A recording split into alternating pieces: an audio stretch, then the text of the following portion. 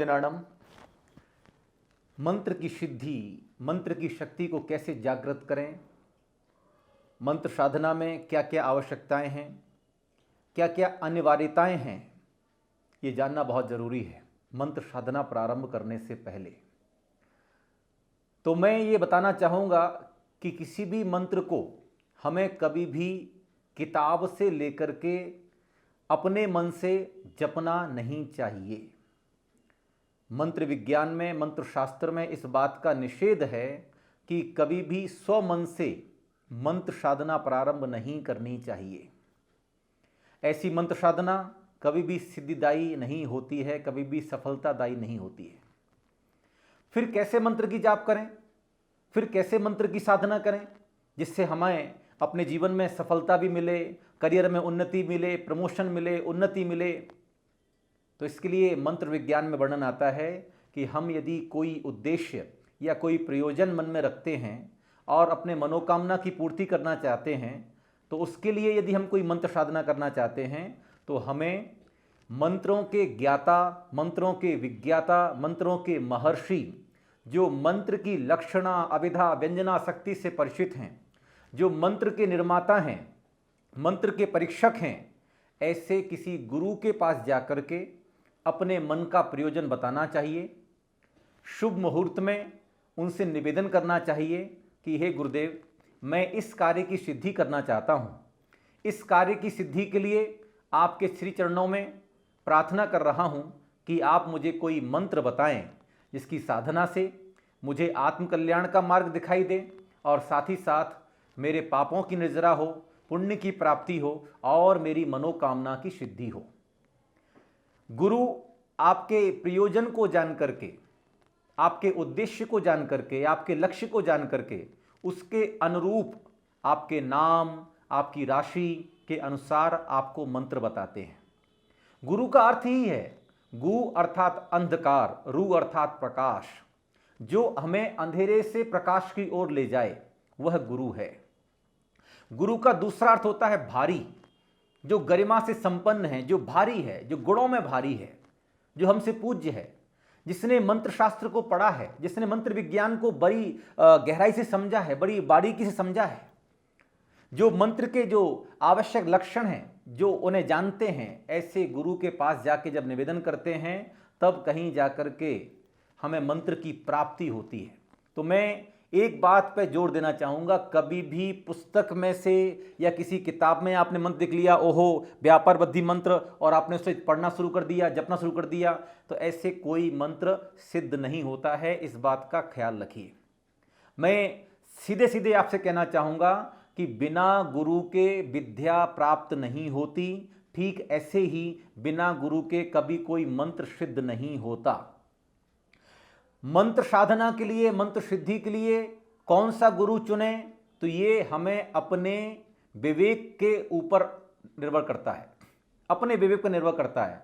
हमें ये पहचान करनी होगी, हमें ये परीक्षण करना होगा कि मंत्र शास्त्र पर जिसने गहन शोध किया हो, गहन रिसर्च की हो, जो मंत्र शास्त्र के बारे में बहुत अच्छे से जानकार हैं, मंत्र के लक्षणों के जानकार हैं, ऐसे गुरु के पास ही जाकर के अपनी समस्या बताएं, अपनी परेशानी बताएं, अपनी बीमारी बताएं, अपने रोग के बारे में बताएं, अपनी मनोकामना के बारे में बताएं, जो भी आप चाहते हैं। और उसके बाद में फिर गुरु जो जानकार हैं मंत्र विज्ञान के, वो आपका नाम पूछेंगे, आपकी राशि पूछेंगे, आपके कार्य और आपके प्रयोजन, आपके लक्ष्य के अनुसार वो फिर आपको मंत्र प्रदान करेंगे, जिसको मंत्र विज्ञान में, मंत्र शास्त्र में मंत्र दीक्षा भी कहा जाता है। मंत्र दीक्षा लेकर के फिर गुरु ने जो मंत्र बताया है उसके अनुसार सही विधि से, सही उच्चारण के साथ हमें मंत्र जाप प्रारंभ करनी चाहिए। मंत्र साधना में ज्योतिष शास्त्र का बड़ा महत्व है। शुभ मुहूर्त होना चाहिए, लग्न होनी चाहिए शुभ, काल शुभ होना चाहिए, हाँ, इन सब का बड़ा महत्व है। कौन सी तिथि में जाप करना शुरू करें, कौन से बार अर्थात कौन से दिन, रविवार, सोमवार, मंगलवार, तो सातों दिन का अपना महत्व है, हर नक्षत्र का अपना महत्व है। तो शुभ मुहूर्त ये भी गुरु बताएंगे आपको, और शुभ मुहूर्त में गुरु के आदेशानुसार, गुरु के निर्देशानुसार हमें मंत्र साधना प्रारंभ करनी चाहिए। मंत्र साधना में गुरु का सबसे अधिक महत्व है, क्यों? क्योंकि मंत्र साधना के समय में जैसे ही हम मंत्र सिद्धि के समीप होंगे, जैसे ही मंत्र की शक्ति का जागरण होने वाला होगा, तो हो सकता है कि मंत्र के अधिष्ठात्रा जो देवी होती हैं, जो देवता होते हैं, वो प्रकट होना शुरू हो जाते हैं। मंत्र की सिद्धि होने से पहले वो आपको डराएंगे, आपको परेशान कर सकते हैं। उस केस में आपके ऊपर रक्षा कवच, वज्र कवच का होना बहुत जरूरी है। तो इसलिए गुरु क्या करता है? गुरु जब अपने शिष्य को मंत्र दीक्षा प्रदान करता है तो उसी समय वो शक्तिपात करता है, अपनी शक्ति गुरु में प्रक्षेपित करता है, शिष्य में प्रक्षेपित करता है, सॉरी, अपनी शक्ति, अपना रक्षा कवच, अपना वज्र कवच वो अपने शिष्य को प्रदान करता है, ताकि मंत्र साधना में कोई विघ्न बाधा न आए, कोई दिक्कत ना आए और सही तरीके से मंत्र की साधना सफल हो, पूर्ण हो, निर्विघ्न पूर्ण हो, कोई विघ्न बाधा नहीं आए। तो निर्विघ्न कार्य की समाप्ति के लिए गुरु का होना बहुत जरूरी है। गुरु चाहे मिट्टी का बना लेना, लेकिन बना जरूर लेना। हमने बहुत अच्छा आख्यान पढ़ा होगा एकलव्य के जीवन के बारे में। एकलव्य जब गुरु द्रोण के पास गए तो उन्होंने वंश परंपरा को ध्यान में रखते हुए एकलव्य को शिष्यत्व प्रदान नहीं किया था। तब एकलव्य ने गुरु द्रोण की मिट्टी की मूर्ति बना ली और कहते हैं कि वो उस सदी का सबसे श्रेष्ठ धनुर्धर बन गया था। तो भले से मिट्टी का गुरु हो, लेकिन गुरु जरूर होना चाहिए। बिना गुरु के ना विद्या प्राप्त होती है, ना बिना गुरु के मंत्र साधना सफल होती है।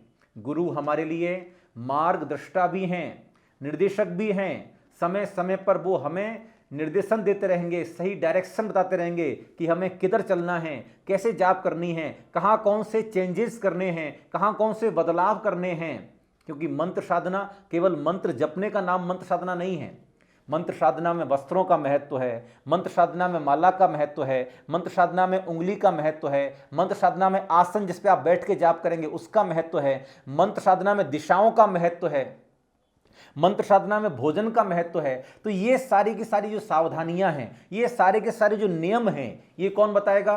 पुस्तक में तो नहीं लिखा होता, तो ये आपको गुरु बताएंगे। तो सही गुरु के मार्गदर्शन में सही विधि के साथ सही मंत्र की साधना करोगे, तभी अपनी मनोकामनाओं को पूर्ण कर पाओगे। बिना गुरु के मंत्र कभी सफल नहीं होता, कभी सिद्ध नहीं होता। इसलिए जो मंत्र के जानकार हैं, जो मंत्र के विज्ञाता हैं, जो मंत्र के महर्षि हैं, उनके श्री चरणों में जाकर के विधि पूर्वक श्रद्धा समर्पण के साथ निवेदन करना, अपनी मनोभावना रखना और उसके बाद जो वो मंत्र बताएं तो उनसे मंत्र दीक्षा लेकर के अपने कल्याण का पथ प्रशस्त करना और मंत्र साधना में संलग्न होना। गुरु के द्वारा बताए गए मंत्र विधि के अनुसार आप जाप करें। गुरु के द्वारा बताया गया मंत्र आपके जीवन में हमेशा कल्याणकारी होता है। मेरे दीक्षा प्रदाता गुरुदेव परम पूज्य आचार्य श्री विद्याभूषण सन्मति सागर जी महाराज ने जो गुरु मंत्र मुझे प्रदान किया, वही मैं आगे अपने अनुयायियों को प्रदान करता हूं और वो उनको सफलतादायक होता है। क्योंकि मैंने जो कुछ भी दिया है, जो कुछ मुझे मेरे गुरु से प्राप्त हुआ, वो मैं आप सब में वितरित करना चाहता हूं। पूज्य आचार्य श्री विद्याभूषण सन्मत सागर जी महाराज जो मेरे गुरु हैं, मेरे पथदृष्टा हैं, मेरे मार्गदृष्टा हैं, जब भी, आज वो मौजूद नहीं है, लेकिन जब भी मुझे मंत्र साधना में कोई समस्या आती है और मैं अपनी प्रार्थना, अपनी मनोभावना अंतरंग से उनके चरणों में निवेदित कर देता हूं, तो स्वप्न में ही उसका समाधान मुझे मिल जाता है। बहुत सारे आप लोगों की समस्याएं मेरे पास में आती हैं और उन समस्याओं का समाधान यदि मेरे पास में नहीं होता है, मैं उन समस्या को सीधे सीधे फॉरवर्ड कर देता हूं अपने गुरु के चरणों में। पूज्य आचार्य श्री सपने में आकर के उन समस्याओं का समाधान मुझे बता देते हैं और मैं समस्या का समाधान आपको बता देता हूं। तो आज मेरे पास जो कुछ भी है वो मेरे गुरु के द्वारा दिया गया है। मैं आपसे भी कहना चाहता हूं कि यदि आप भी अपने जीवन में सफलता हासिल करना चाहते हैं, उन्नति हासिल करना चाहते हैं, अपने जीवन की दिशा और दशा बदलना चाहते हैं, तो एक सही गुरु का चयन करें और सही गुरु के पश्चात सही मार्गदर्शन में सही विधि के साथ सही मंत्र की साधना करेंगे तो निश्चित रूप से आपके जीवन में भी सुस्वास्थ्य आएगा, आपके जीवन में भी शांति आएगी, आपके जीवन में भी समृद्धि आएगी, आपके जीवन में भी सफलता आएगी। तो ये सब प्राप्त करने के लिए एक सुगुरु का होना बहुत आवश्यक है। तो सुगुरु आपके जीवन में है तो आप मंत्र साधना प्रारंभ करें और अपने जीवन में सफलता हासिल करें। हम सबको मंत्र की सिद्धि हो, महामंत्र की सिद्धि हो, हम सभी के अंतरंग की जो शक्तियां हैं वो जागृत हों, ऐसी मंगलमय कामना के साथ ओम नमः।